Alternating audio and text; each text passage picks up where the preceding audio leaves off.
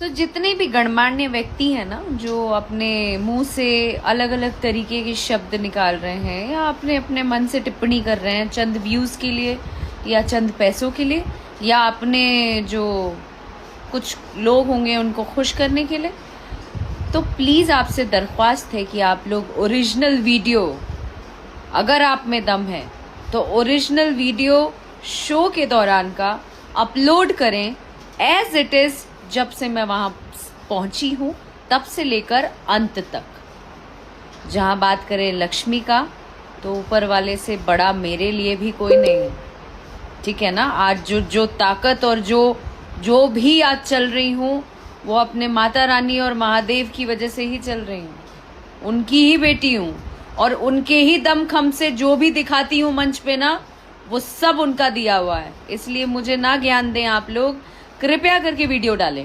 और अभी तो रुको।